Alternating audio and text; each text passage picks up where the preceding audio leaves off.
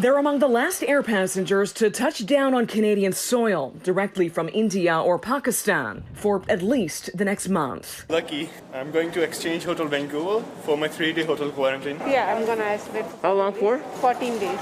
These travelers from Delhi making it just in the nick of time as federally imposed travel restrictions targeting COVID-19 hotspots went into effect on Friday. Let us remember that Canada already has in place some of the strongest measures of any of our peer countries around the world. So how exactly do COVID-19 positive travelers from a wide range of countries and continents and those variants of concern keep arriving in Canada? In the last 2 weeks alone, dozens of confirmed cases have been detected in air travelers arriving at Vancouver International Airport. All of those passengers ultimately found to be carriers of COVID-19, required to produce a negative test result taken within 72 hours of departure before boarding. But Canadian border officials confirm not all of those certificates are genuine, with more than a dozen travelers found to be in possession of suspected fraudulent test results at Canadian airports of entry since those new travel restrictions came into effect. Some 36 suspected forged documents intercepted at land borders over the past 10 weeks. What we need to ensure is that people who are returning to this province are in fact abiding by the quarantine rules, and the feds put the resources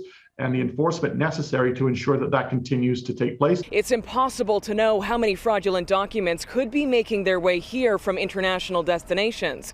But British government officials say in the United Kingdom, border guards are busting more than 100 travelers with fake test results on a daily basis. What I would suggest is that more resources be put into creating a system where you can't use those, those fake certificates. Public health expert Kelly Lee says the federal government must work more efficiently with provinces. The worst case scenario is we have a variant where the vaccines don't work against. With hundreds of travelers arriving in Canada found to be flouting federal testing or quarantine mandates this month alone, despite the risk of 6-figure fines and prison time.